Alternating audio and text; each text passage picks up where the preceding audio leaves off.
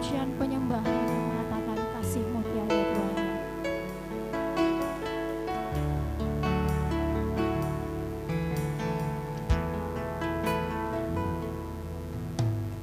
Belum pernah ada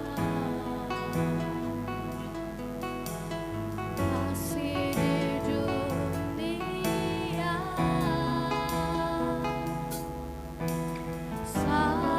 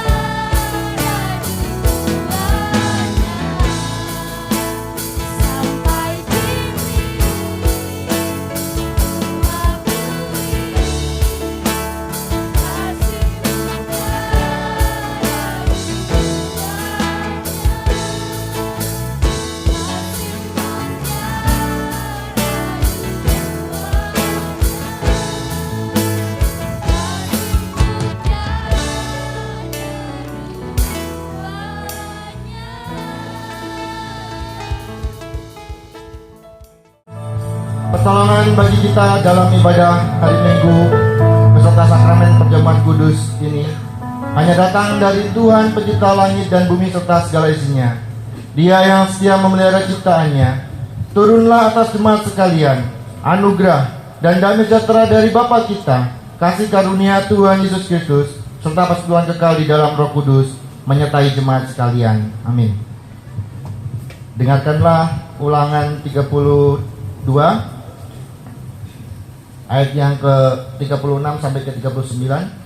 Sebab Tuhan akan memberi keadilan kepada umatnya dan akan merasa sayang kepada hamba-hambanya apabila dilihatnya bahwa kekuatan mereka sudah lenyap dan baik hamba maupun orang merdeka sudah tiada.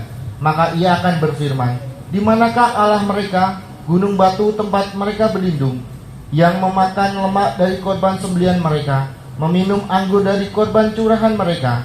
Biarlah mereka bangkit untuk menolong kamu, sehingga kamu mendapat perlindungan.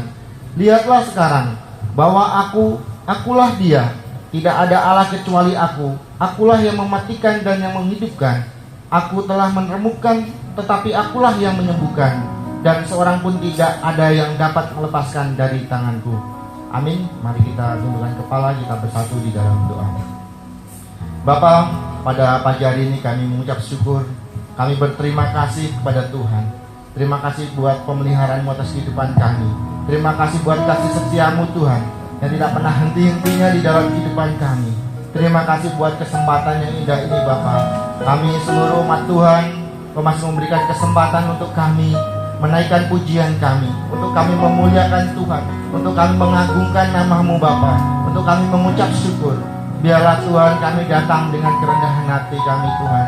Kami mau menyembah Tuhan, kami mau memuliakan Tuhan di dalam kehidupan kami pribadi lepas pribadi.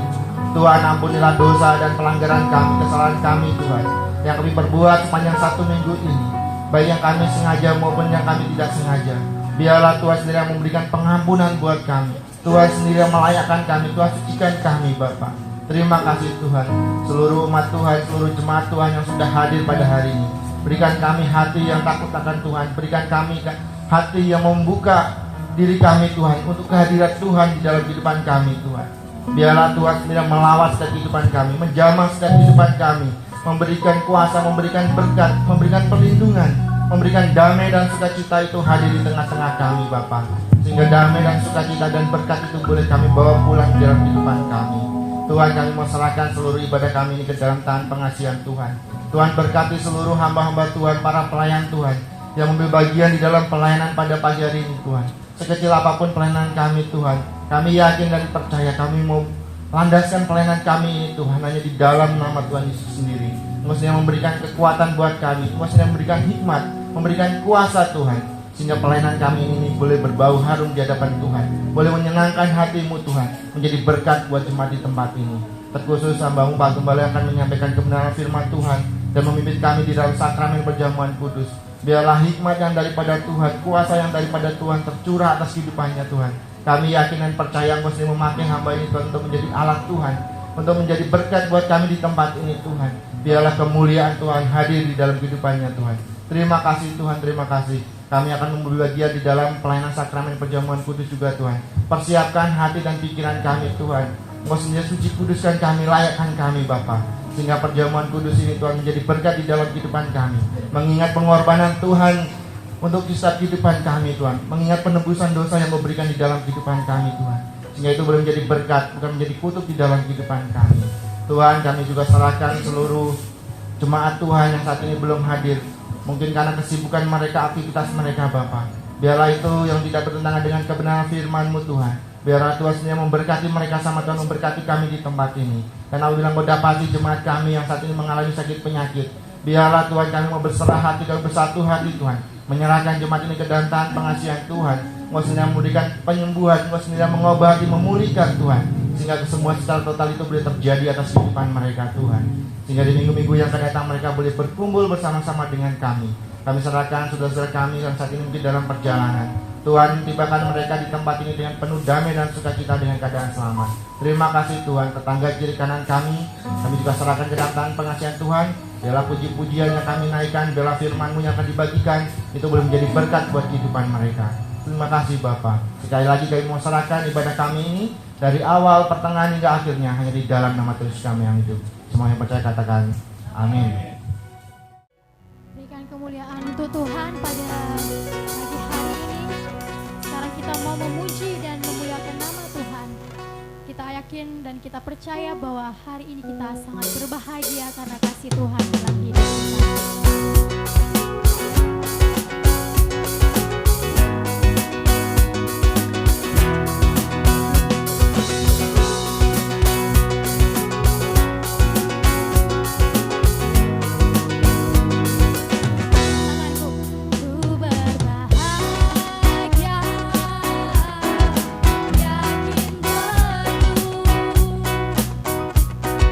Yesus abadi.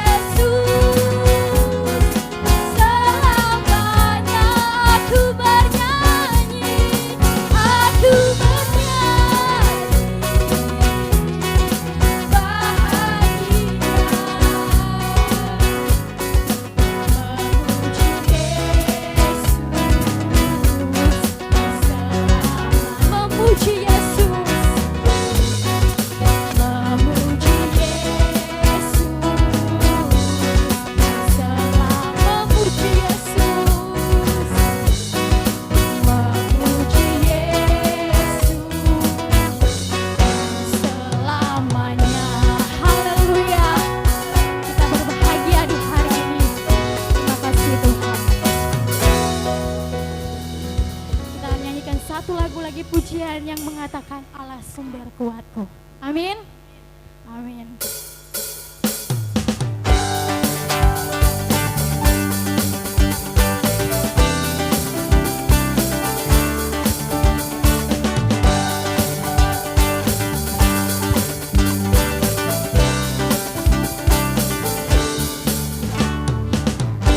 Hanya kau milikku di surga. Tiada yang ku ingin di bumi. Hanya kau yang ku andalkan. Aku andalkan kekuatanku.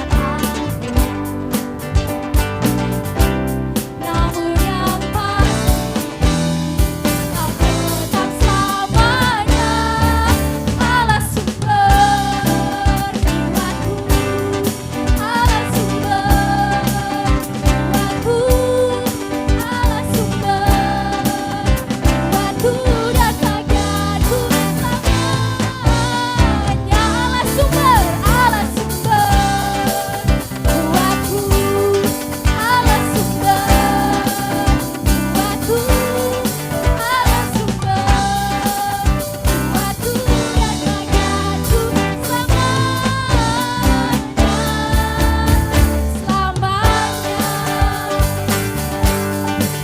Mari kita angkat lagu pujian ini sekali lagi yang mengatakan hanya kau milikku di surga.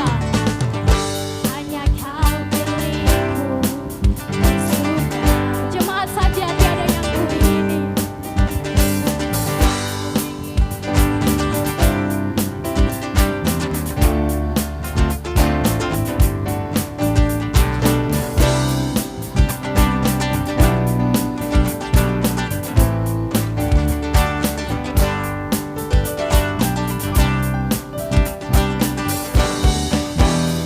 Kau tetap selamanya Allah sumber kuatku,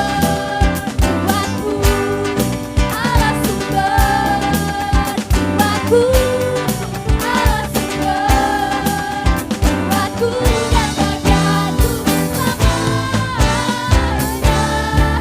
Allah sumber kuatku, Allah sumber kuatku, Allah sumber kuatku dan bagianku selamanya. Allah sumber kuatku, Allah sumber kuatku, Allah sumber kuatku dan bagianku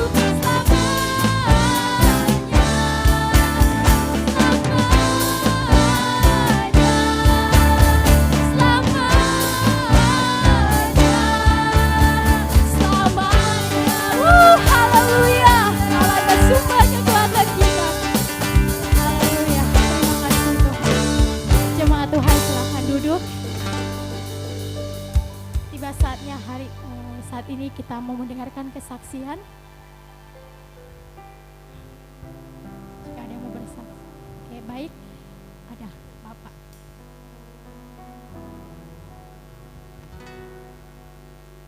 Salam. Halo. Ya, suatu sukacita yang luar biasa setelah saya hitung itu 6 kali ibadah. 6 kali ibadah tidak bersama dengan Bapak Ibu Saudara di tempat ini, Maka hari ini minggu pertama dari bulan Juli sudah bisa beribadah, bersukacita bersama-sama di tempat ini. Ada beberapa yang kami saksikan, poin-poinnya saja. 5 tahun terakhir saya ingat kalau saya pulang atau mengadakan perjalanan kemanapun, baik berangkat maupun pulangnya itu tidak pernah sendiri lagi.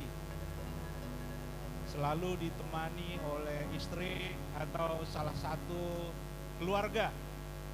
Dan yang selama 5 tahun itu tidak lupa ditemani oleh suatu obat yang namanya insulin yang disuntikkan di bagian perut saya.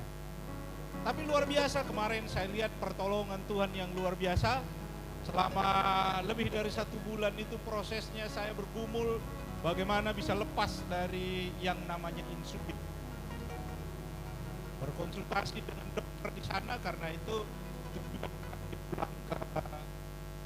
pulang ke Medan itu adalah selain dari keponakan kami Epi yang menikah, adalah untuk berkonsultasi karena mendengar ada suatu pensiunan, sebetulnya bukan dokter, pensiunan mantri di Dolok Merangir. Itu dulu dia asisten bedah dari seorang dokter Jerman. Setelah pensiun dia kembali ke kampungnya dan spesialis khusus untuk mengobati orang-orang diabetes yang sudah harus diamputasi. Jadi di tempatnya itu kalau pagi-pagi ya paling tidak 2-3 orang, ada yang kakinya, ada yang jarinya. Tapi luar biasanya semuanya itu sukses, walaupun dengan latar belakang pendidikannya yang bukan kedokteran tapi hanya mantri. Nah, ketika mengambil keputusan untuk berhenti dari insulin, pergumulan yang luar biasa, tapi saya percaya Tuhan memberi pertolongan. Setelah saya berkonsultasi dan ditanyakan targetnya Bapak apa, saya berhenti dari insulin. Dan terus terang ketika berangkat dari Jakarta ini kaki kiri, kaki kanan itu semuanya dalam kondisi borokan, nyenyeh, mengeluarkan air. Terus saya bilang ini sembuh, dan saya tidak terikat lagi dengan yang namanya insulin, karena saya hitung sedikit matematikanya 5 kali 1 hari. Kalau 1 bulan itu 120, berarti 1.400 dalam 1 tahun. Kali 5 tahun itu sudah 5.000, sudah 7.000 kali disuntik. Saya seringkali selesai suntik begitu, melihat selesai suntik, saya berpikir begini, apakah ini terakhir ya, suntikan terakhir yang saya nikmati. Nanti setelah ini saya kembali ke rumah Bapak. Karena sekali lagi setiap bulan ambil ke sana yang dikasih itu 5. 3 itu namanya Humolog, 2 namanya Levimil. Humolognya itu dipakai pagi, siang, dan sore, sementara Levimirnya dipakai khusus malam. Jadi sekali lagi tertekan, tapi luar biasa pertolongan Tuhan ketika sudah diuji selama 1 bulan itu, bahkan saya semakin kuat. Saya hitung ketika saya di kampung itu saya lebih kurang ada 500 pohon yang saya tanam. Ada pohon durian montong, ada pohon alpukat, ada pohon pinang, ada pohon yang nangka Belanda, sirsak yang lebih kurang saya hitung. Saya sampai tanam cabai yang namanya caplak.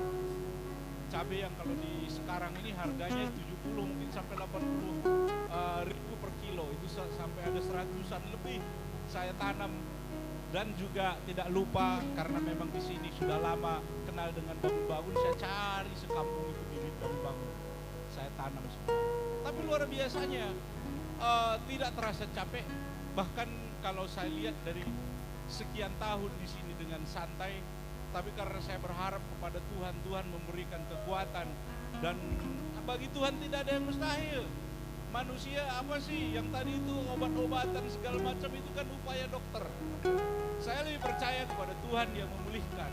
Sehingga sekali lagi begitu dipakai obat yang 3 kali saya ke kliniknya, masuk hari pertama disuruh tes 3 hari, itu semuanya sudah kering.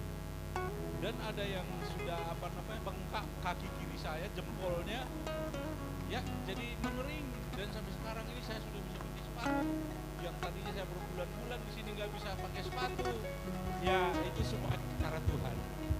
Dan satu lagi, ketika pulang ke sini, karena tiket juga sudah sangat sulit dicari, tiket pesawat maksudnya, ini sudah musim liburan dan juga mahalnya luar biasa. Saya coba-coba suruh ipar saya itu cari tiket kapal. Ternyata kapal itu murah loh, 420, dan kita makan sampai 8 kali. Saya berangkat dari Belawan hari Sabtu sampai Selasa kemarin. Dan luar biasanya saya turun saking semangatnya. Ojek kata orang-orang. Saya mau telepon Theo juga, saya pikir saya mau coba bagaimana saya berjalan sendiri bersama Tuhan. Karena di kapal juga selama 3 hari 3 malam 8 kali saya ngantri ngambil makan sendiri, tidur sendiri. Yang biasanya semuanya ditolong, tapi saya bisa mandiri karena dipulihkan oleh Tuhan. Dan keluar dari ini, saya rombongan pertama yang ikut ngantri. Rombongan pertama yang turun di pelabuhan sekitar 8:30, keluar dari Pelabuhan Priok, saya sampai di rumah jam 9. Dari terminal penumpang saya jalan ke terminal bus, jalan kaki. Itu pun nerobos-nerobos, rupanya sudah dipagar. Kata orang-orang sudah nggak bisa lagi, sudah dipagar. Tapi ada lagi yang bilang ada jalan tikus. Saya bilang jalan tikusnya sebelah mana? Bapak lewat sini, bapak lewat sini. Kan 2 kali saya nerobos-nerobos dari gang. Tapi akhirnya nyampe di terminal. Saya naik APB sekitar jam 9 saya sudah sampai di rumah. Begitu sampai di rumah saya lihat, biasanya kalau jalan sejauh itu, secapek itu akan terasa sangat melelahkan. Jadi sekali lagi, di dalam Tuhan pasti ada pengharapan. Apapun yang terjadi di dalam hidup kita, apalagi sakit penyakit, saya rasakan bagi Tuhan itu hanya proses dalam membentuk pikiran kita, pola pikir kita untuk berfokus tidak kepada upaya-upaya yang dilakukan oleh manusia, tapi fokus kepada pertolongan Tuhan yang luar biasa. Dan pertolongan Tuhan tepat waktunya. Seperti yang saya bilang tadi, ini sudah 2 bulan saya tidak ngambil obat ke Kimia Farma. Bisa-bisa dia pikir ya mungkin orang ini sudah out. Karena kan sudah tahun ke-5 loh. Biasanya kalau orang-orang yang diabetes begitu tahun kedua sudah menghadap Bapak. Tahun ketiga, ini sudah tahun ke-5, enggak 2 bulan sudah tidak datang, tidak ngambil resep. Saya percaya biarlah orang dunia berkata apa, dokter berkata apa, tapi saya memang rencana untuk check up. Kita tidak bisa wah karena Tuhan, lalu kita mengabaikan hal-hal yang Tuhan berikan, fasilitas yang Tuhan berikan secara duniawi. Toh kalau kita cek juga nggak bayar, sekaligus tanyakan dokternya bagaimana tentang obat yang sekarang ini satu disediakan untuk dimakan apabila terasa ada gejala kenaikan gula. Tapi sekali lagi, saya bilang saya sudah berhasil selama 5 tahun, walaupun saya jalan sendiri selama 3 hari, mulai dari berangkatnya dari kampung saya ke kampung istri. Hari Kamis, Sabtu dari kampung saya, istri saya di Sinabung sana, berangkat ke Belawan, dari Belawan sampai Selasa. Semuanya saya jalankan sendiri dan saya tidak ada rasa takut, tidak ada rasa terintimidasi, khawatir, karena fokus kepada Tuhan, bahwa Tuhan adalah pertolongan dan kekuatan kita yang luar biasa. Inilah kesaksian untuk menjadi berkat bagi kita semua. Tuhan Yesus memberkati. Terima kasih Pak kesaksiannya. Sekarang kita masuk dalam firman Tuhan.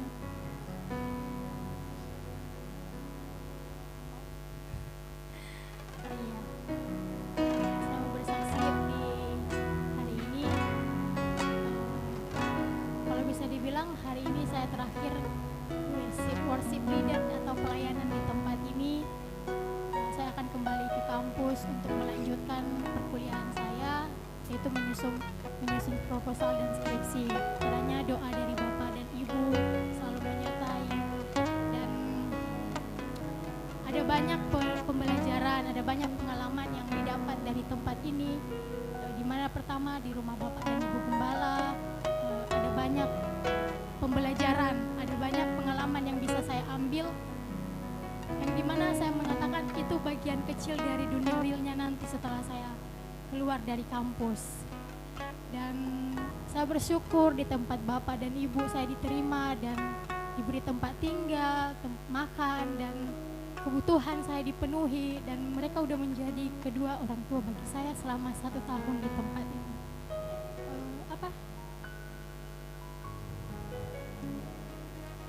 Saya bersyukur juga udah datang di tempat ini, saya ketemu dengan orang-orang yang baik.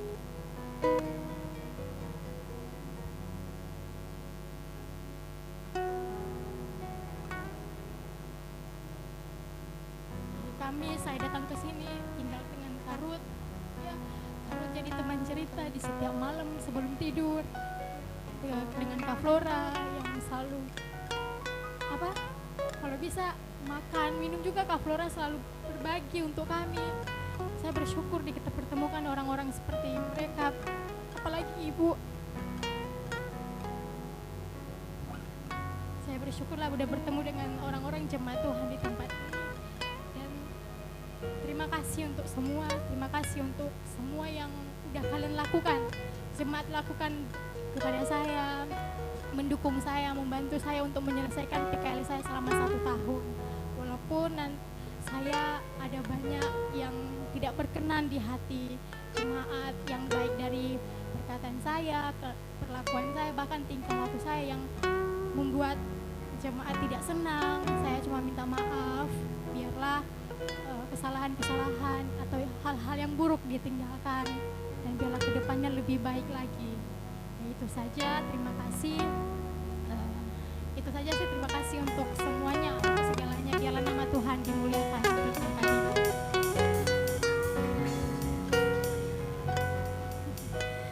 Baik, sekarang kita mau masuk firman Tuhan.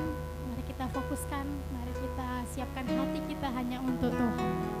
Mari kita angkat satu lagu pujian penyembahan yang menyatakan Roh-Mu yang hidup.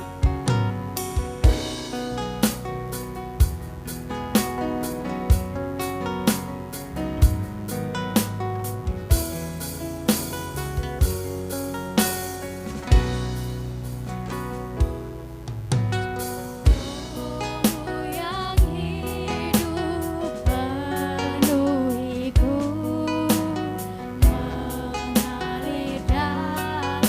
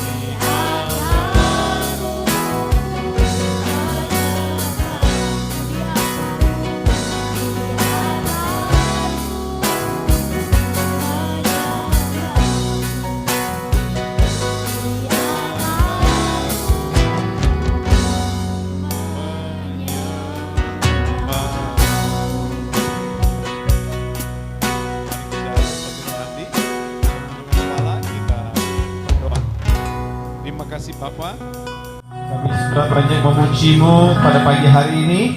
Biarlah sungguh pujian dan penyembahan kami boleh menyenangkan hati-Mu Bapa.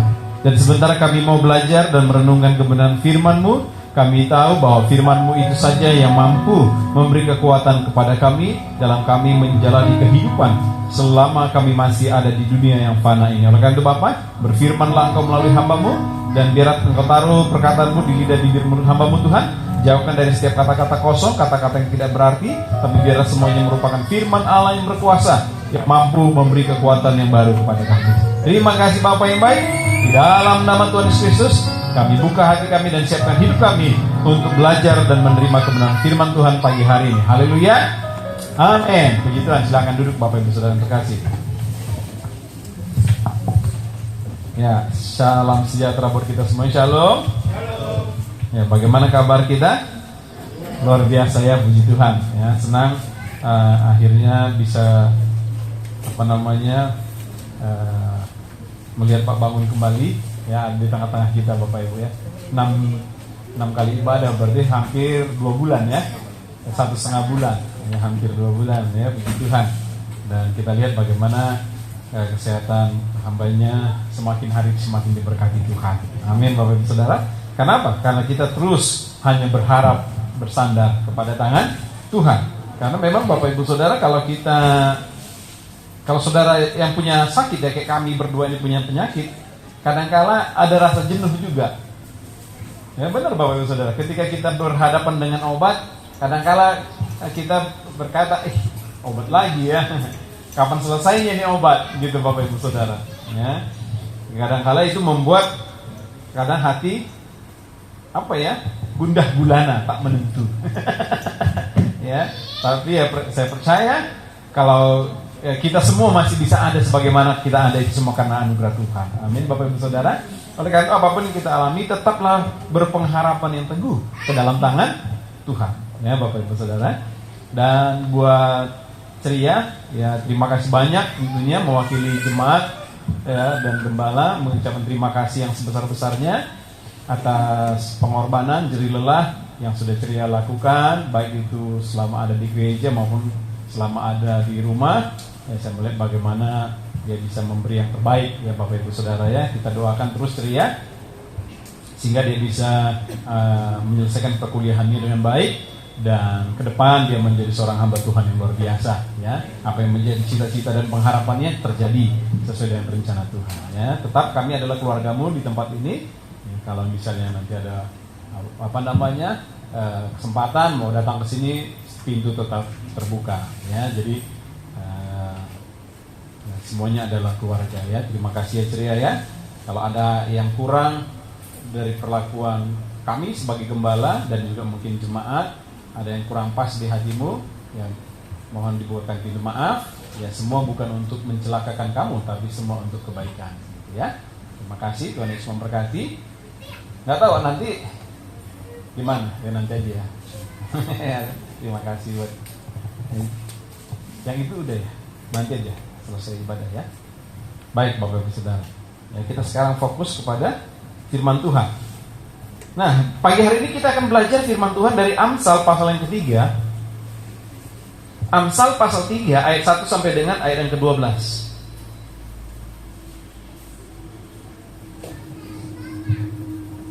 Amsal pasal yang ketiga ayat 1 sampai dengan ayat yang ke-12. Kalau sudah dapat katakan amin. Amin ya. Kita baca berganti-gantian. Saya ayat yang pertama, Bapak Ibu ayat yang kedua. Demikian seterusnya sampai dengan ayat yang terakhir, ayat yang ke-12. Saya baca mulai dari perikopnya. Berkat dari hikmat. Hai anakku, janganlah engkau melupakan ajaranku, dan biarlah hatimu memelihara perintahku.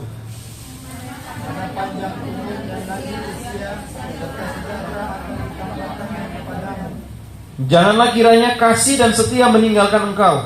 Kalungkanlah itu pada lehermu, tuliskanlah itu pada loh hatimu.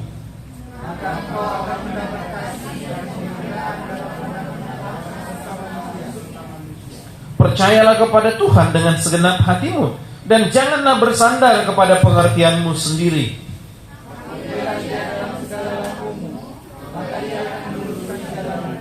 Janganlah engkau menganggap dirimu sendiri bijak. Takutlah akan Tuhan dan jauhilah kejahatan.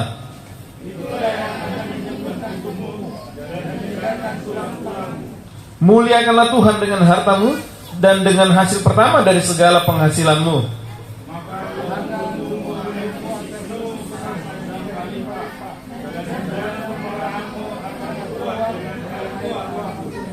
Hai anakku, janganlah engkau menolak didikan Tuhan, dan janganlah engkau bosan akan peringatannya.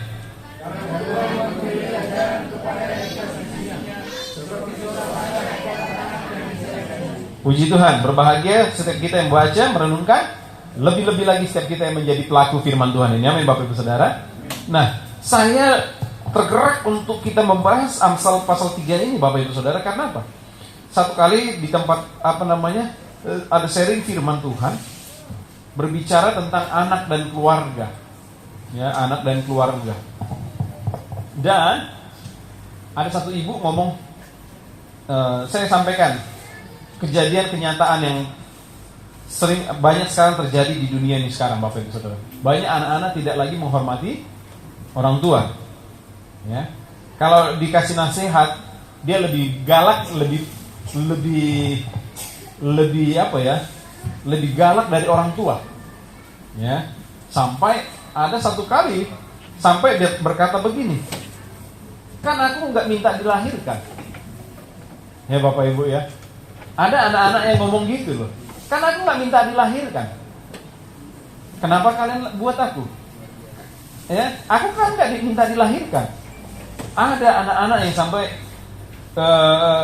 keluar omongan-omongan seperti itu kepada orang tua Bapak Ibu Saudara.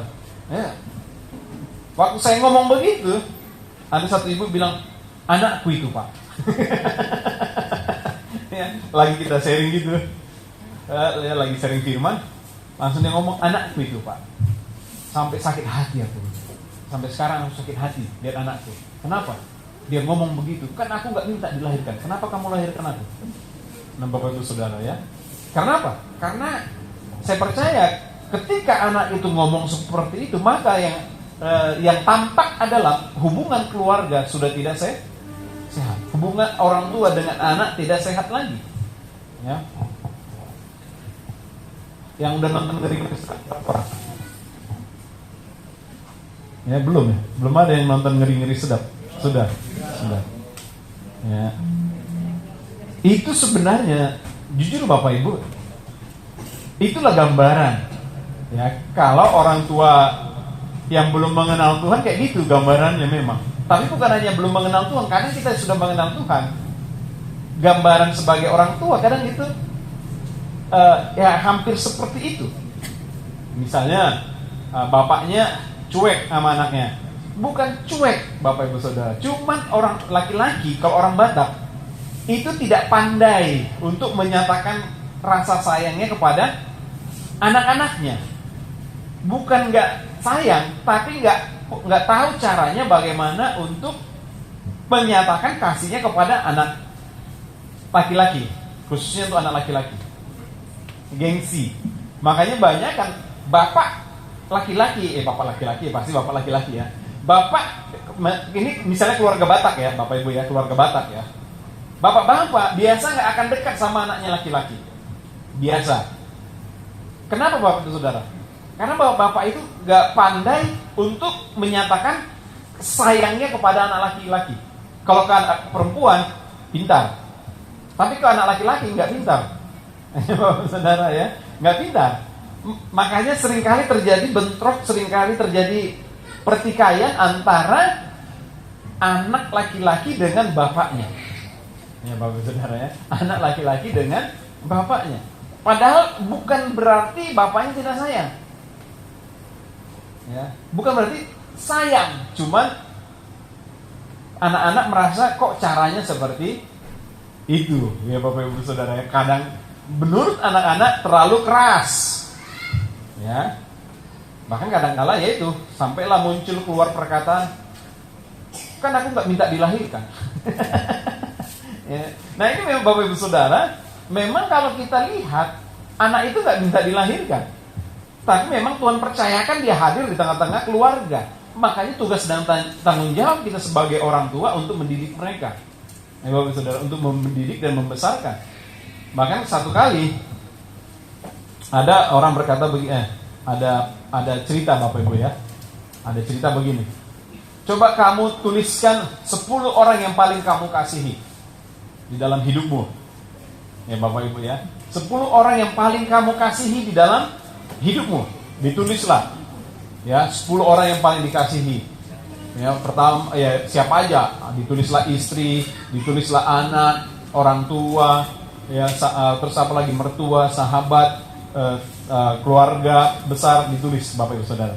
Kemudian dosen itu bilang, sekarang coba kamu hapus ya 5 nama, ya hapus 5 nama dari 10 nama itu.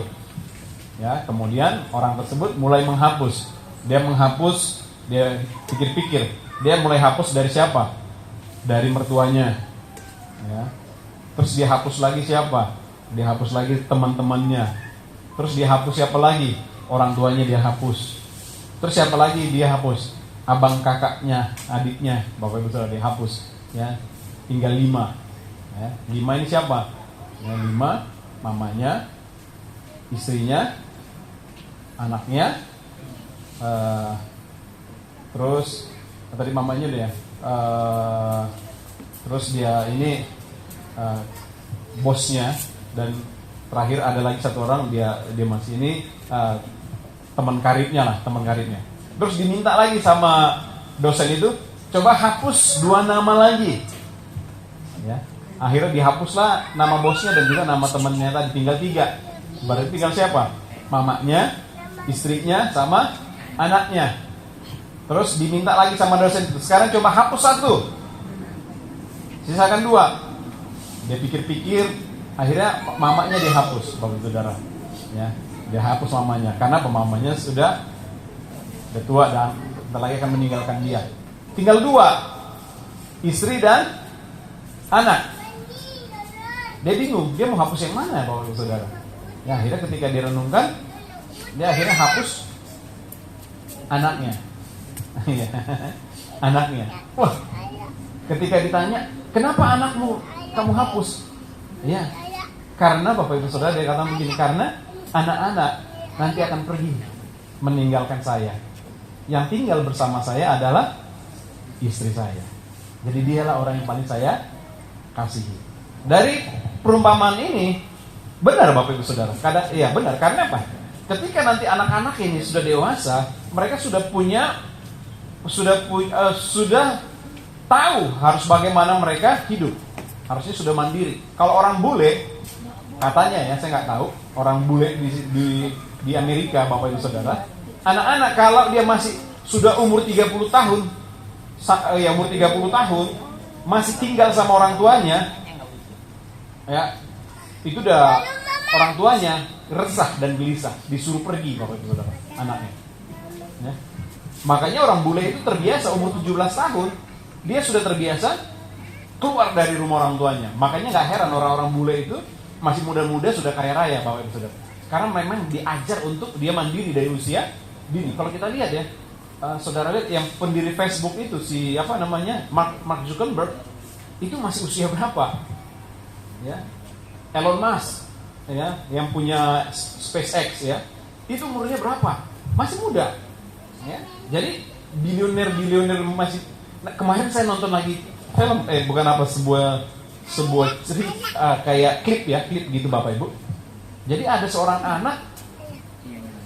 Jadi ketika ditanya sama orang tuanya, ada yang wawancarai, ini anakmu ini, dia sudah tidak pernah kamu kasih uang jajan sejak usia berapa?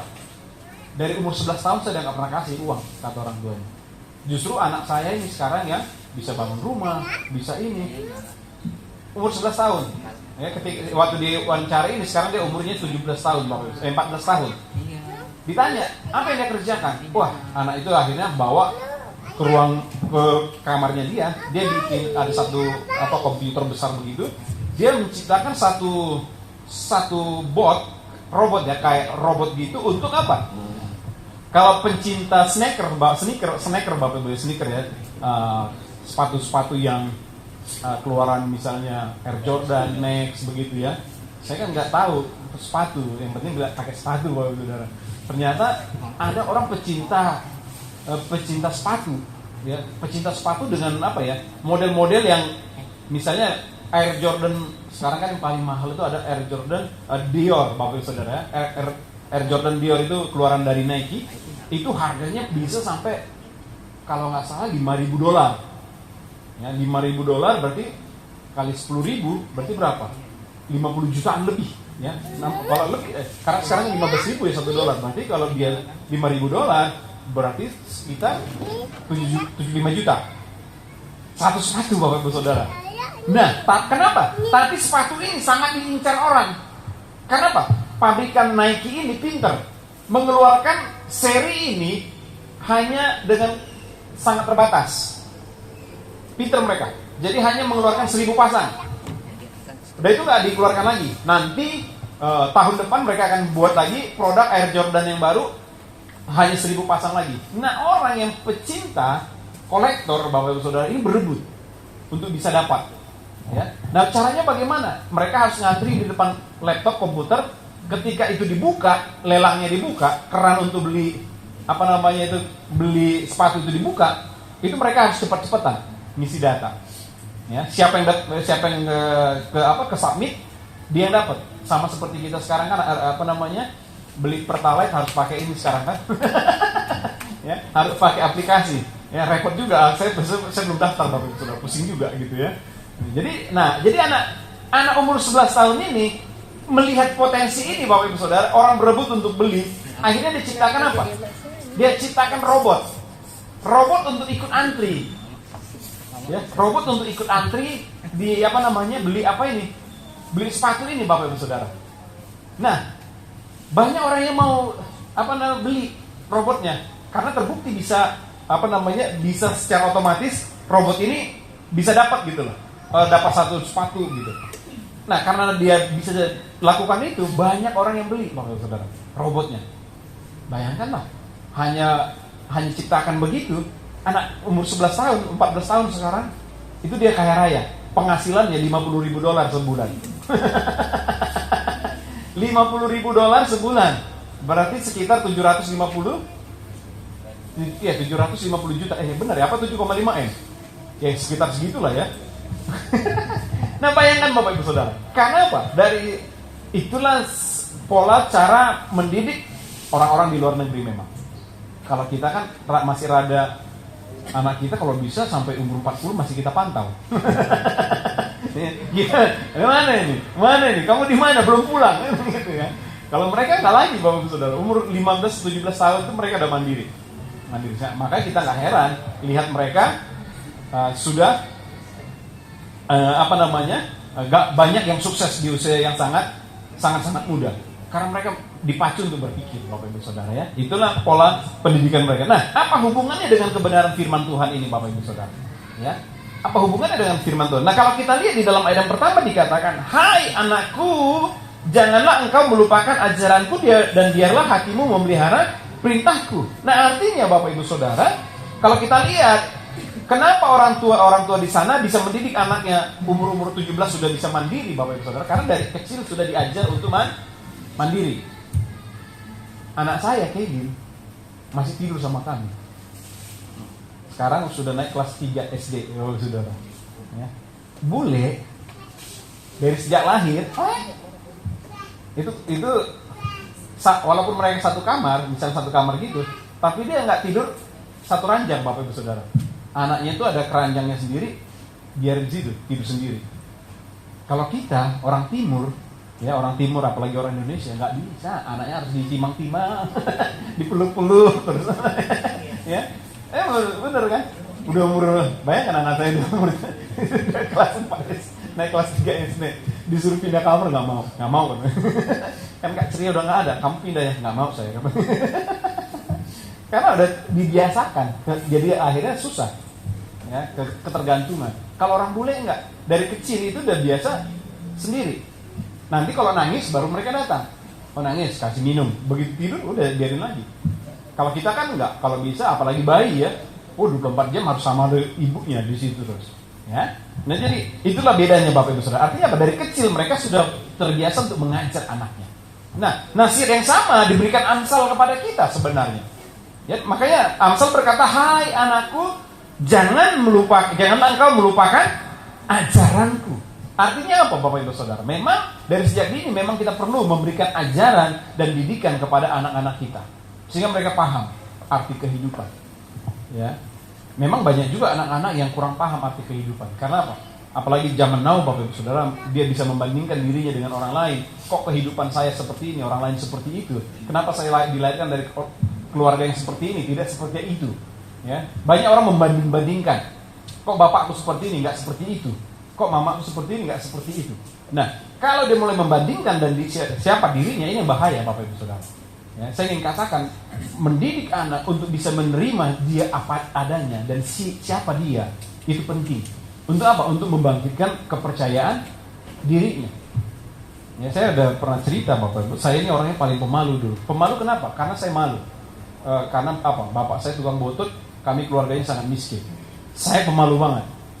Ya, ada teman saya pikir dalam hidup ini sayalah orang yang paling menderita, paling susah sedunia Bapak Ibu Saudara. Jadi kalau saya lihat orang, saya nggak berani lihat, wah dia orang kaya ya. Selalu pola pikirnya begitu. Karena apa? Dari kecil tidak pernah juga dididik untuk menerima apa adanya, siapa kita, Bapak Ibu Saudara. Nah ini penting untuk kita ajarkan untuk bisa menerima diri kita apa adanya, Bapak Ibu Saudara. Karena apa? Tuhan menciptakan kita semua unik dan semua spesial. Amin. Amin Bapak Ibu Saudara. Semua unik dan semua spesial. Dan satu orang berkata begini, kamu tidak bisa memilih lahir dari keluarga mana, tapi kamu bisa memilih kamu nanti mati seperti apa. Mati maksudnya gini, kalau tetap kamu mati dalam kemiskinan, itu bukan lagi salah orang tuamu, tapi salah dirimu. Ya Bapak Ibu Saudara ya. Paham ya maksudnya ya? Kita nggak bisa milih dong, kita lahir dari keluarga mana. Tapi kita bisa milih untuk kita bisa mengubah jalan hidup kita. Benar nggak? Kita bisa memilih untuk mengubah jalan hidup kita. Bagaimana caranya? Banyak belajar, banyak membaca dan banyak bergaul dengan orang-orang yang saling membangun satu dengan yang lain. Ya? Dan kalau dari saudara-saudara kita dari suku Tionghoa, itu juga saya lihat ya, itu luar biasa. Saya masih ingat dulu ada Pak Teddy ya, Teddy yang gendut itu mereka dulu orang susah. Jadi waktu bapaknya itu merintis usaha, mereka kalau nggak salah ada 8 anak. Jadi saudara tahu apa yang mereka pagi-pagi itu mereka mamanya itu masak bubur. Baru saya tahu kenapa orang makan bubur. Sebenarnya bubur itu bukan makanan mewah Bapak Ibu Saudara. Ya, orang dulu ya, apalagi di Tiongkok sana katanya, orang bikin bubur supaya apa? Supaya makanan itu bisa cukup untuk semua. Kalau sekarang kan, kalau kita pergi ke pasar baru sana, makan bubur mahal Bapak Ibu Saudara. Ya, mahal. Padahal itu makanan orang miskin dulu, bubur itu. Ya, bubur ayam, bubur apa kek. Ya, itu makanan orang miskin, orang susah. Supaya apa? Keluarga itu bisa makan semua. Ya, jadi beras yang ada itu dilebihin airnya, jadi berbentuk apalah dia, macam-macam, kan gitu ya, supaya bisa makan semua. Ya, terus apa lagi mereka bilang? Telur itu satu, kadang karena anaknya banyak, itu dipotong-potong dibagi-bagi. Ya. Dan juga apa? Pembelajaran yang saya lihat dari mereka. Kalau kita lihat ya, dari kecil banyak itu sudah diajar untuk jaga toko, jaga-jaga toko, ikut warung, Bapak Ibu Saudara. Artinya apa? Mulai dibuat untuk dia berpikir dan berusaha. Ya. Nah ini yang perlu kita perhatikan Bapak Ibu Saudara. Ya. Nah terlebih lagi kita anak-anak muda. Ya. Kita anak-anak muda pasti masih punya banyak mimpi dan cita-cita. Mimpi dan cita-cita. Ya Bapak Ibu ya. Masih harus ada mimpi dan cita-cita, harapan. Karena apa? Pengharapan kita di dalam Tuhan tidak akan pernah mengecewakan. Ya, ada satu saudara pasti pernah makan. Ya, ini kisah hidup nyata. Ya, KFC. Siapa pernah makan KFC? Semua pasti pernah makan ya. Kentucky Fried Chicken. Dulu saya kalau orang ajak ke tempat itu udah makanan paling enak ya. Ya, bener, dulu sebelum nggak ada, maksudnya bukan karena belum bisa beli dulu kan. Jadi kalau ada orang traktirin, itu kayaknya udah makanan surga Bapak Saudara. Iya, kalau sekarang itu makanan racun. Ya, jangan terlalu sering makan fast food begitu. Nah, saudara tahu Kolonel Sanders itu, ya, itu dia sukses dalam usia bukan yang masih muda. Dia banyak kali ditolak Bapak Ibu Saudara, ditolak sana, ditolak sini. Dia baru sukses itu kalau nggak salah umur 80. Umur 80 tahun dia baru menikmati kesuksesan. Karena apa? Resep untuk ayam gorengnya itu baru banyak orang yang mau, Bapak Ibu Saudara. Buka franchise. Ya. Jadi usia bukan menghalangi kita untuk punya mimpi Bapak Ibu Saudara. Ya, asal kita bermimpi bersama dengan Tuhan dan mau mengerjakannya. Jangan kebanyakan tidur supaya mimpi. Ya, kalau tidur untuk mimpi ya nggak ada gunanya Bapak Ibu Saudara ya. Nah, kembali kepada kebenaran firman Tuhan, kita lihat ya. Nah, jadi bagaimana kita dalam kehidupan kita, kalau kita lihat di dalam ayat yang pertama sampai dengan ayat yang keempat, maka nasihat dari Amsal ini ingin berkata bahwa untuk kita mencapai kebahagiaan dalam hidup kita, maka kita wajib menjalankan apa yang menjadi kewajiban kita. Ya, untuk kita bisa mendapatkan jalan-jalan hidup kita menjadi bahagia, maka kita wajib melakukan apa yang menjadi kewajiban kita. Ya, apa yang di situ dikatakan? Kalau kita lihat dari ayat yang pertama sampai dengan ayat yang keempat, ya, ini merupakan supaya jalan hidup kita bahagia. Ya, dikatakan begini: jangan engkau melupakan ajaranku dan biarlah hatimu memelihara perintahku. Ya, karena panjang umur dan lanjut usia serta sejahtera akan ditambahkannya kepadamu. Janganlah kiranya kasih dan setia meninggalkan engkau. Kalungkanlah itu pada lehermu, tuliskanlah itu pada loh hatimu. Maka engkau akan mendapat kasih dan penghargaan dalam pandangan Allah serta pandangan manusia. Ini bahagia nggak orang yang hidup seperti ini Bapak Ibu Saudara? Panjang umur, terus dikatakan apa lagi? Ya, panjang umur, lanjut usia serta ada satunya lagi Bapak Ibu Saudara. Itu doa kita sebagai orang percaya. Iya. 3 ini menjadi doa kita bagi orang-orang yang percaya. Amin enggak? Panjang umur, lanjut usia dan sejahtera. Amin ya Bapak Saudara. Panjang umur, lanjut usia dan sejahtera. Ya, jangan panjang umur sakit-sakitan. Ya kan? Sengsara. Iya kan?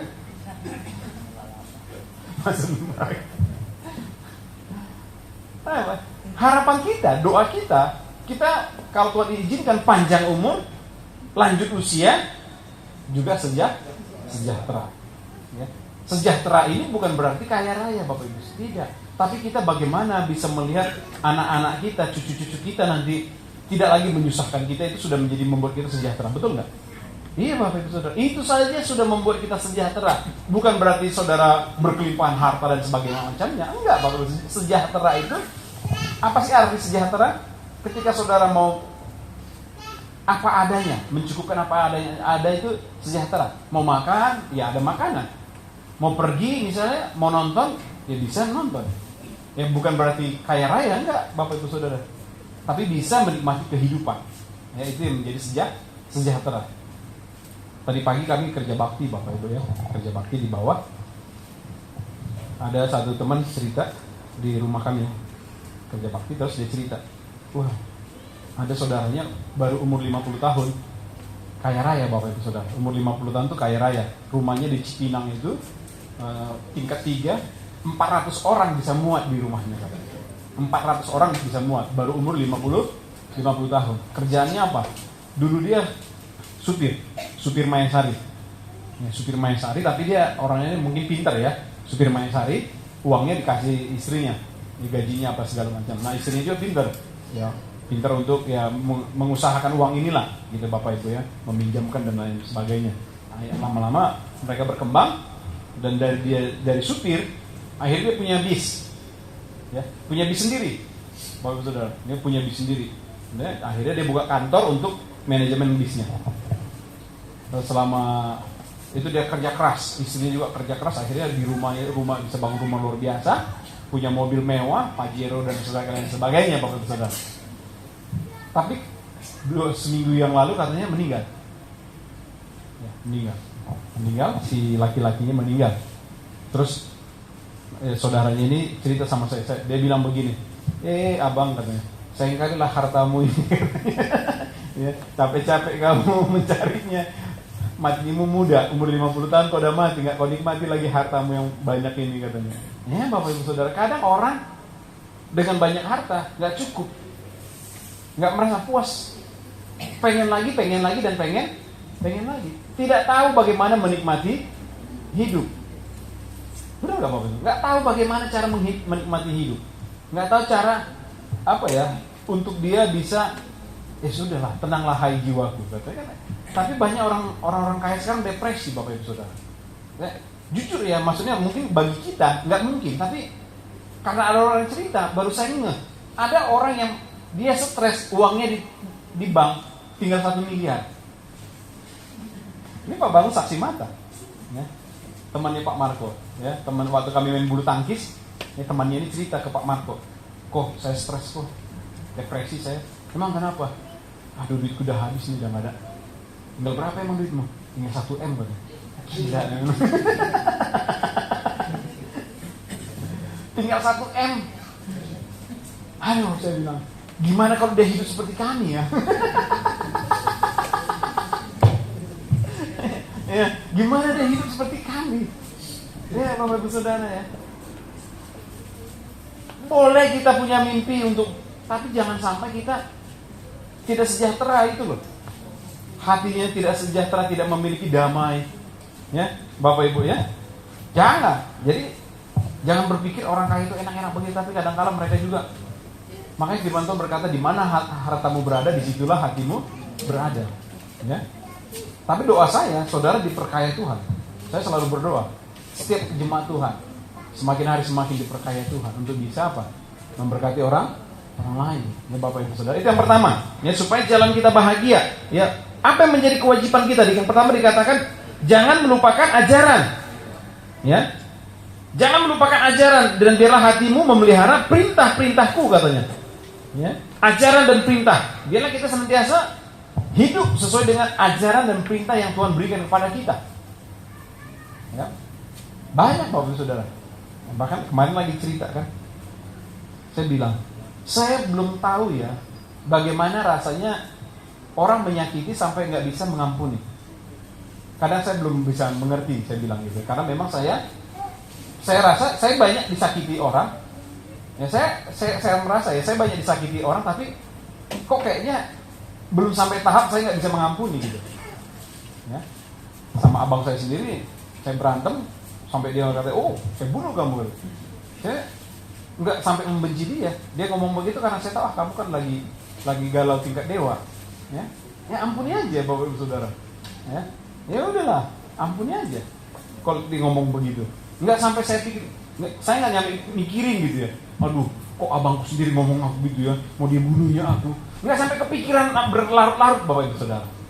Ketika saya ngomong gini, ada satu ibu bilang, saya itu Pak lagi, saya nggak bisa ngampunin abang saya. Kenapa? Ya dia memang kadang-kala kita nggak tahu lah ya, mungkin kondisi psikologis seseorang kan berbeda-beda ya. Dia seorang janda mamanya ya, tinggal sama dia gitu ya. Nah dia punya abang satu-satunya laki-laki, marah sama dia, nggak jelas apa marahnya, sampai abangnya bilang, kubunuh kau ya kan. Padahal dia seorang janda. Nah dia sakit hati banget. Harusnya kan dia, aku lagi janda ya, harusnya dia bantu saya dong, bukan ngomong kayak gitu. Ya, itu masalah psikologis dan hatinya dia. Tapi puji Tuhan waktu kemarin itu dia sih terbuka ngomong begitu, dan harapannya dia dipulihkan. Ya, Bapak Ibu Saudara, saya ingin katakan, kita nggak perlu dimakan omongan orang Bapak Ibu Saudara. Ya. Orang mau ngomong apa biarin aja, jangan sampai saudara pikirin. Ada lagi temannya istri saya, sampai dia di rumah sakit sampai seminggu nggak ada sakitnya. Pas di rumah sakit, Dia mikirin omongan orang. Dia ngomong sama istri saya, iya, saya kan lagi di rumah sakit, saya kepikiran omongan orang. Emang apa omongan orang? Ya pasti orang-orang ngomong begini, syukurin lu sakit lu. Jadi gara-gara dia mereka-reka apa yang di pikiran orang, syukurin lu sakit, sekarang lu di rumah sakit. Akhirnya di rumah sakit terus dia, sampai seminggu gak pulang-pulang, Bapak Saudara. Padahal dokter udah cek, semua dicek dari ujung kepala, ujung kaki, nggak ada sakitnya. Dokter bingung, Bu, nggak ada sakitmu, tapi dia demam. Ya, kenapa dia sakit, Bapak Ibu Saudara? Dia memikirkan apa yang dipikirkan orang. Padahal itu pun belum, nggak ada orang ngomong kayak gitu. Cuma dia mikirin aja. Ya pasti ada orang yang mikirin, pasti ada yang orang ngomongin saya, syukurin lo masuk rumah sakit lo. Loh, ngapain saya pikirin orang berpikir itu udah terlalu, maksud saya ini terlalu jauh cara berpikirnya, membuat kesusahan sendiri, Bapak Ibu Saudara. Ngapain sih? Misalnya saya lagi sakit nih, saya lagi sakit dirawat gitu ya, terus saya pikir, apalah omongan jemaat ya, saya lagi sakit, pasti jemaat bilang, rasain loh Pak Pendeta sakit. Saya kan udah mulai sinting kalau kayak gitu, Bapak Ibu Saudara ya. Jadi ternyata ada orang-orang yang punya pemikiran seperti itu. Saya mau katakan sama jemaat, tolak dalam nama Yesus punya pikiran seperti itu. Gak boleh punya pikiran jelek terhadap orang lain. Amin. Jangan kita berpikir apa yang orang pikirkan, padahal belum tentu itu terjadi. Kita udah mulai berpikir, oh orang ini jangan-jangan sudah merancangkan yang jelek sama saya. Jangan, Bapak Ibu Saudara. Kalau kita berpikir begitu, maka langkah hidup kita menjadi sulit, menjadi berat. Ya. Nah, jadi makanya dikatakan di sini, ya, supaya hidup kita bahagia, apa dikatakan? Peliharalah ajaran dan peliharalah perintah, maka panjang umur dan lanjut usia serta sejahtera ditambahkan kepadamu. Dan janganlah kiranya kasih dan setia meninggalkan engkau. Kalupkanlah itu pada lehermu dan tuliskanlah itu pada loh hatimu, maka engkau akan mendapat kasih dan penghargaan dalam pandangan Allah serta pandangan manusia. Ini yang luar biasa, Bapak Ibu Saudara. Bagaimana kita mendapat kasih dari Tuhan dan juga kita mendapat kasih dari manusia. Ya. Bagaimana supaya kita bisa dapatkan itu? Dikatakan kalungkanlah, ya, kasih dan setia itu dalam hatimu dan di lehermu. Ya. Saya ingat waktu anak-anak dulu, nggak tahu ya kalau zaman sekarang. Kalau di kampung kami itu dulu anak-anak ya sebesar si Krus ini, pasti di lehernya itu ada kantong hitam di lehernya. Nggak tahu. Ya. Ada kayak kain warna hitam ditaruh di leher, jadi model kalung begitu, tapi di lehernya itu ada gantungan warna hitam begitu, Bapak Ibu Saudara. Ya. Kalau nggak gantungan warna hitam, ada juga orang tua yang kalau zaman dulu ada kancing yang besar banget. Ya nggak tahu itu kancing apa ya.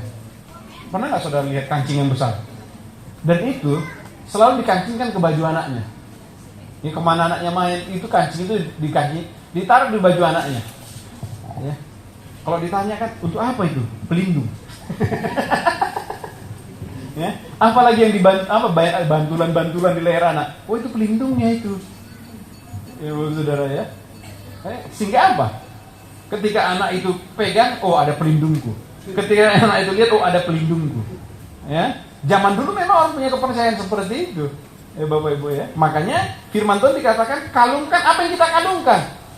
Kalau di sini dikatakan kalungkanlah kasih dan setia. Ya. Jangan meninggalkan engkau, Bapak Ibu Saudara. Kalungkan itu di lehermu, artinya tanda di hidupmu. Ya, bahwa engkau adalah seorang yang memiliki kasih dan seorang yang memiliki kesetiaan. Dimanapun kita berada, Bapak Ibu Saudara, kalau kita punya kasih dan kesetiaan, pasti akan disayang semua orang. Betul nggak? Ya. Tidak ada hukum yang akan menentang kita. Ya. Tapi kalau mulut kita penuh dengan kebencian, ya, mulut kita penuh dengan fitnah, ya, ada orang mengajarkan mulutnya fitnah, kebencian, mengajak orang untuk membenci orang lain, ngarap masuk surga, Bapak Ibu Saudara. Ya, masuk Singapura aja ditolak, apalagi ngarap surga. Karena mulut penuh dengan fitnahan. Ya, kita nggak boleh, Bapak Ibu Saudara. Harus mulut kita mengucapkan sesuatu yang benar, kasih dan setia. Ya, selanjutnya Bapak Ibu Saudara, ya, saya cepatkan lagi. Ya, di dalam ayat yang kelima dan ayat yang keenam itu adalah bagaimana supaya kita memiliki jalan menuju kepada keselamatan. Kalau tadi jalan menuju kepada kebahagiaan, ayat 1 sampai dengan ayat yang keempat. Kalau ayat yang kelima sampai keenam, bagaimana kita bisa menuju kepada keselamatan? Maka hidup kita harus bergantung kepada Allah. Ayat 5 dan 6. Percayalah kepada Tuhan dengan segenap hatimu dan janganlah bersandar kepada pengertianmu sendiri. Akuilah Dia dalam segala lakumu, maka Ia akan meluruskan jalanmu. Percayalah kepada Tuhan dengan segenap hati. Kadang-kala memang Bapak Ibu Saudara, kenyataan dengan pengharapan kadang nggak sebanding. Ya, pengharapan Tuhan berkata engkau akan diberkati Tuhan, engkau akan ditolong Tuhan. Tapi kenyataannya bagaimana Bapak Ibu Saudara? Kita masih susah. Ya, hidup kita susah. Ya, selalu kita masih bergumul dalam masalah kehidupan. Untuk makan dan minum, untuk anak-anak sekolah dan lain sebagainya, masih banyak pergumulan. Ya, kadang-kala ini membuat kita menjadi apa? Kurang percaya kepada Tuhan. Ya, kepercayaan kita kepada Tuhan akhirnya berkurang karena melihat daripada kenyataan yang kita lihat. Ya, oleh karena itu Firman Tuhan berkata apa? Mari, kenyataan memang seperti itu, tapi pengharapanmu jangan sampai engkau kendor. Ya, maka dikatakan apa? Berharaplah kepada Tuhan, percayalah kepada Tuhan dengan segenap hatimu dan jangan bersandar kepada pengertianmu. Karena memang Bapak Ibu Saudara, iman dan logika kita kadang-kala itu nggak sinkron. Ya, nggak sinkron. Ya. Duit cuma segini. Ini Bapak Ibu Saudara, karena segini. Yang harus dikerjakan ini. Nggak masuk akal. Tapi kalau kita berharap kepada Tuhan, ada aja cara Tuhan untuk apa? Menolong kita, Bapak Ibu Saudara. Ada aja cara Tuhan untuk senantiasa menolong saya dan saudara. Amin. Oleh karena itu katakan, percayalah kepada Tuhan dengan segenap hati. Jangan ada gimana ya untuk seperti Pak Bangun lah misalnya. Misalnya Pak Bangun bilang, saya mau sembuh. Dan itu dibuktikan. Dibuktikan di mana Pak? Ya udah saya nggak mau pakai insulin lagi. Itu kan tindakan iman, Bapak Ibu Saudara. Ya kan? Tindakan iman untuk meletakkan itu. Kenapa? Saya percaya Tuhan akan menolong saya dan ketika saya lakukan ini, saya akan dipulihkan Tuhan. Itu tindakan iman, Bapak Ibu Saudara. Ya? Nah, kita juga harus Tuhan juga minta seperti itu dalam hidup kita. Ya? Harus ada tindakan iman. Ya? Melebihi dari kenyataan. Kenyataan memang kita lagi seperti ini, tetapi tindakan iman kita harus lebih kuat. Amin. Ya. Yang ketiga, Bapak Ibu Saudara. Ya. Yang ketiga, ya. Bagaimana kita senantiasa bisa kuat? Ya. Jalan-jalan kita bisa kuat di dalam Tuhan, ya. Yaitu di dalam ayat yang ke-7 dan ke-8. Janganlah engkau menganggap dirimu sendiri bijak, takutlah akan Tuhan dan jauhilah kejahatan. Itulah yang akan menyembuhkan tubuhmu dan menyegarkan tulang-tulangmu. Ada satu orang ibu yang kami bukan layan ya, ada satu keluarga ya. Sekitar 4 minggu yang lalu saya masih ketemu dengan ibu ini. Masih sehat ya, walaupun dia nggak bisa jalan, tapi dia masih sehat lah Bapak Ibu Saudara. Maksudnya kami masih bisa doakan dia, masih bisa ajak dia makan, ngobrol, dia masih bisa mau makan, masih bisa bangkit ya, masih bisa bangkit begitu Bapak Ibu Saudara, bisa bangkit. Tapi 2 minggu yang lalu misalnya, 2 minggu yang lalu ketika ketemu lagi, dia sudah nggak bisa berdiri Bapak Ibu Saudara, nggak bisa bangun lagi, dan nggak bisa bangun lagi. Dia apa kerjanya? Tidur saja, udah tiduran aja. Terus kami masih doakan. Itu hari Selasa kami doakan. Hari Kamisnya dia dipanggil Tuhan, ibu ini. Akhirnya ketika di dalam kedukaan begitu, keluarganya cerita lah, anaknya cerita. Ada yang dia harapkan ibu ini, ya, harapkan apa? Supaya anaknya datang lihat dia, atau dia mau mati di depan anaknya.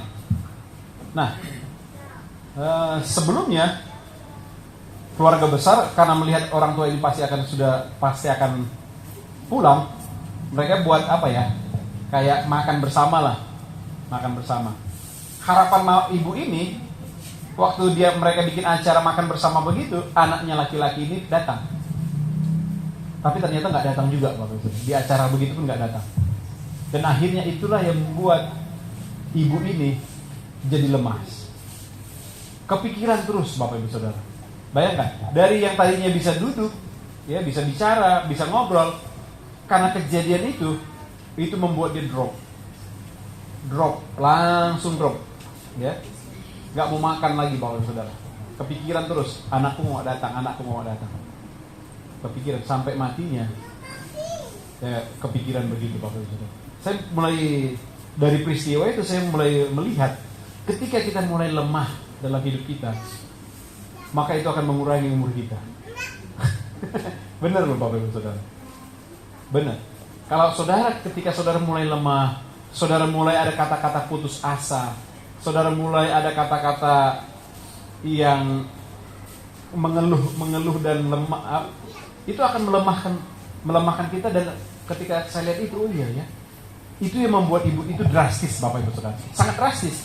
Waktu pertama kali kami ketemu, saya masih doakan, dia masih bangun kok, saya masih salam kok, masih kuat kok angkat tangannya. Tapi tiba-tiba langsung drop. Kenapa? Karena kepikiran anaknya tadi, membuat dia lemah, Bapak Ibu Saudara, membuat dia tidak lagi semangat untuk hidup. Nah, jadi saya ternyata melihat ketika pikiran kita mulai lemah, ya, saat kita mulai goyang, kita mulai tidak bersemangat, itu akan mengurangi usia kita. Benar, Bapak, itu akan mengurangi usia kita. Jadi apapun, makanya benarlah firman Tuhan berkata, hati yang gembira adalah obat. Ya. Tetaplah semangat, Bapak Ibu Saudara. Ya, jujur saya kadang berpikir, iya ya, kadang saya harus menyemangati diri saya sendiri, Bapak Ibu Saudara. Menyemangati diri saya sendiri. Karena apa? Kadang kalau dia seperti yang lalu ya, sebenarnya sebelum kejang yang bulan April kemarin, itu sebelumnya saya kan sudah agak enak, jalan enak gitu ya. Tapi akibat kejang kemarin itu, jadi kayak kembali dari nol lagi, Bapak Ibu Saudara. Ya mulai dari nol lagi pemulihannya, kayak mulai dari nol lagi. Mulai apa ya? Saya jalan kadang udah bergetar gitu ya, karena jalan lemas. Nah ya, hampir seminggu, 2 minggu kali istriku bingung. Saya tidur terus, Bapak Ibu Saudara. Saya tidur terus. Karena memang bawaan tubuh ini lemah. Ya, karena kepala bagian belakang saya langsung pusing, dan setelah kejang waktu itu, pernah di rumah saya sempoyongan. Kayak orang apa ya? Vertigo ya, kayak orang vertigo. Itu pas saya lagi duduk, Bapak Ibu Saudara, saya duduk berdiri, itu semua goyang. Ini muter, asik, itu seumur saya nggak pernah alamin itu. Ya, sesakit-sakitnya saya nggak pernah alami kayak gitu. Ini kenapa ini pikirnya?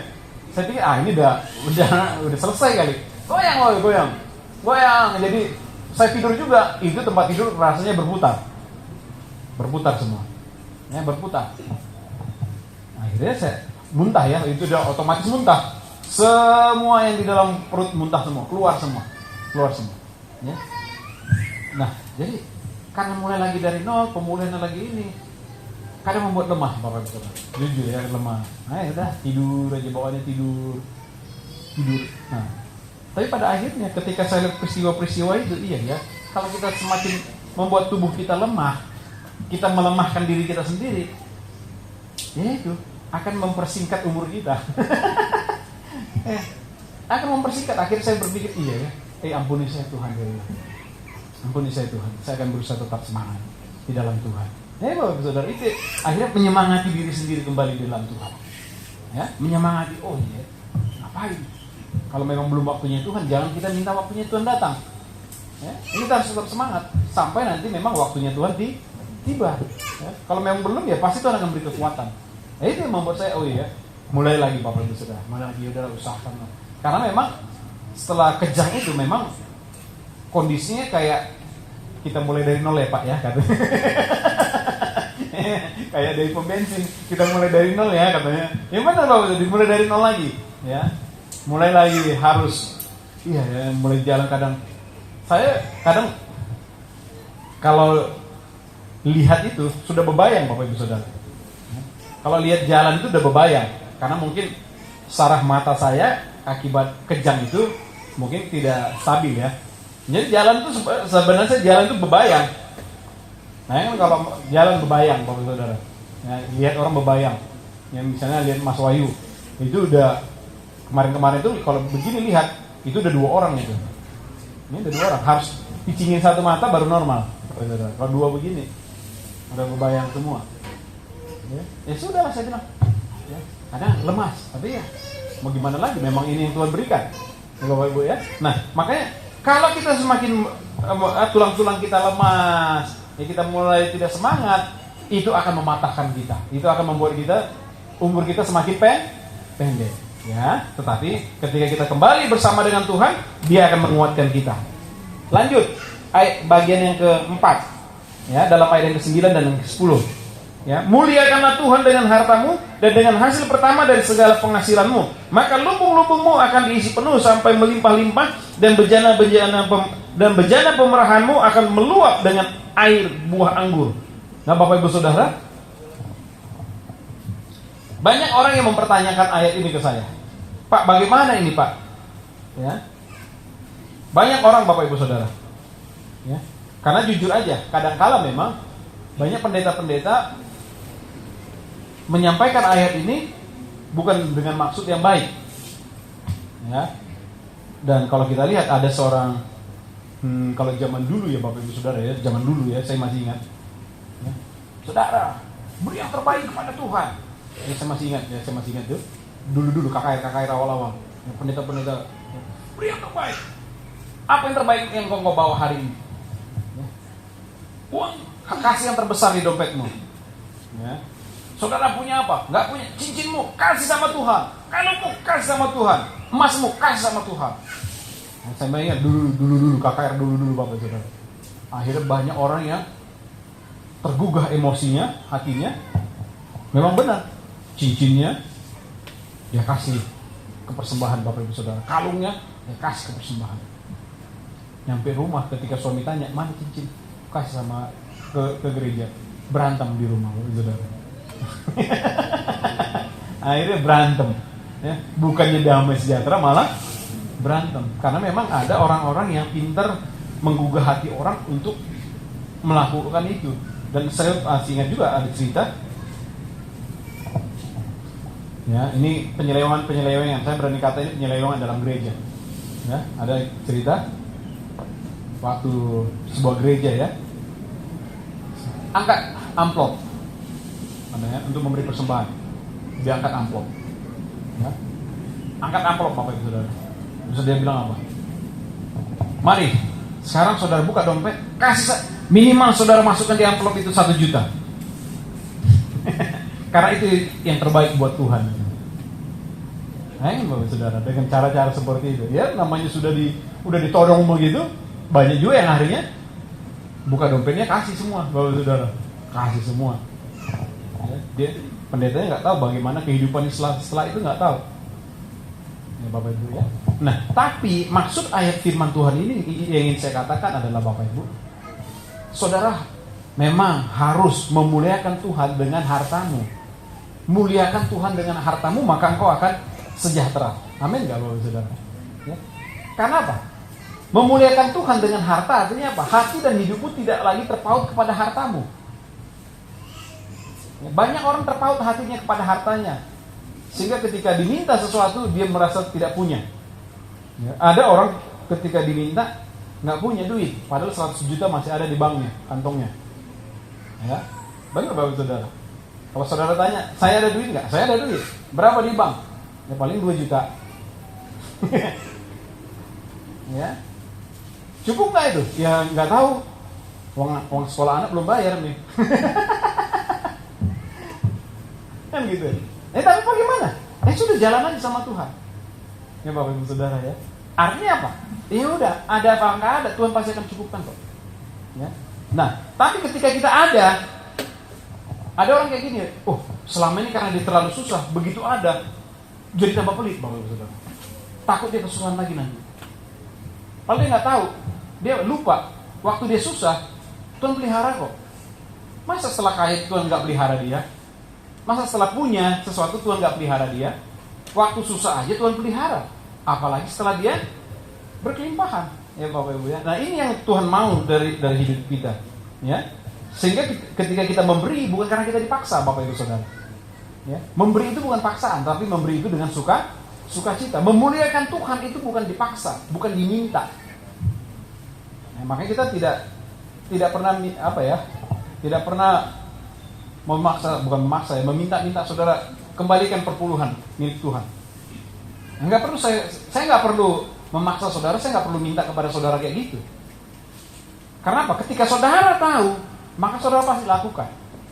Ya, untuk apa saya paksa saudara, saya bilang mana perpuluhan kalian, tapi hati saudara tidak sejahtera. Melakukan firman itu harus sejahtera. Lakukan dengan percaya, Bapak Ibu Saudara. Ya, itu baru benar. Ya, bahkan orang bukan lagi kasih perpuluhan, lebih dari perpuluhan dia kasih untuk Tuhan, kan gitu. Karena memang hidup kita ini bukan 10% itu milik Tuhan, Bapak Ibu Saudara. Hidup kita ini milik Tuhan. Ya, semua hidup kita milik Tuhan. Harta kita milik Tuhan. Kita bisa kerja karena Tuhan. Ya, saya bisa hidup gini karena Tuhan. Kita bisa bekerja, kita bisa lakukan semua karena Tuhan kok. Jadi jangan pernah berpikir ketika saya memberi ini, saya sudah kasih miliknya Tuhan. Tidak, Bapak Ibu Saudara. Ya, ketika saudara mengembalikan misalnya perpuluhan, itu tanda saudara mengasihi Tuhan. Saudara memberi persembahan, itu tanda saudara mengasihi Tuhan. Itu bukti saudara mengasihi Tuhan. Amin, Bapak Ibu Saudara. Nah, ya, itu artinya ketika kita muliakanlah Tuhan dengan hartamu.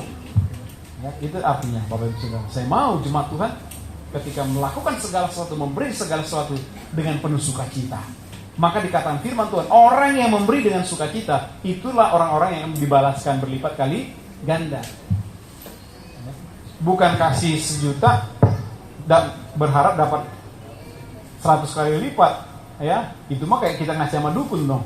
Ngawas ya Tuhan, ini gue kasih nih perpuluhan 1 juta ya Tuhan ya, perpuluhan.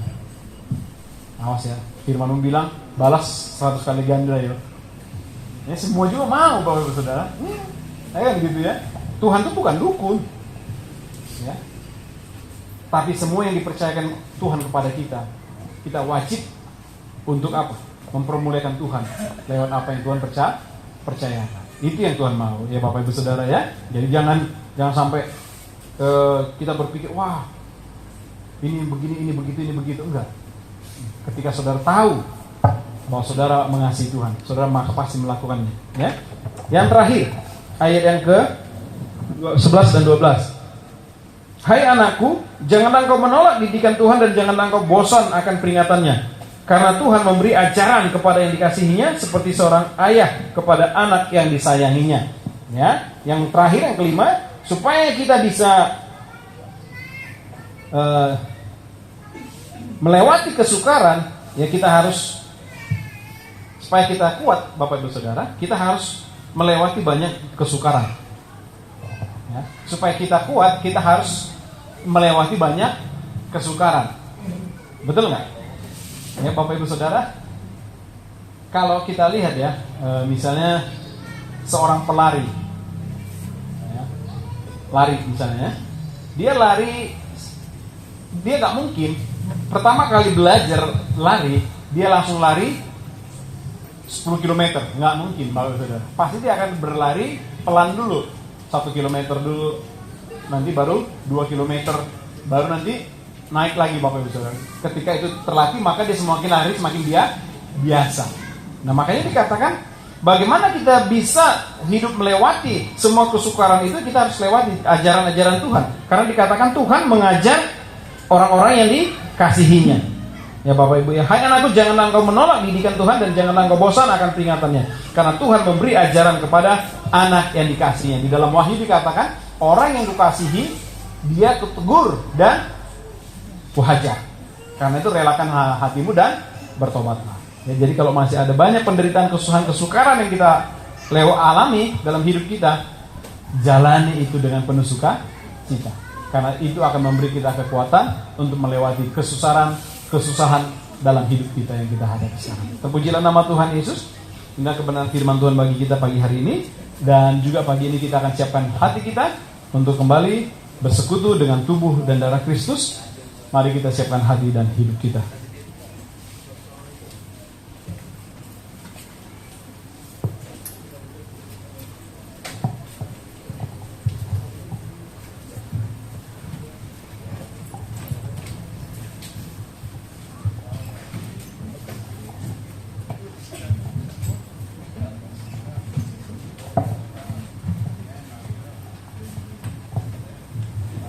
Baik, sebagai respon kita kepada kebenaran firman Tuhan dan juga mempersiapkan hati kita untuk kita bersekutu kembali dengan tubuh dan darah Kristus melalui sakramen perjamuan kudus pagi hari ini. Mari kita naikkan satu pujian.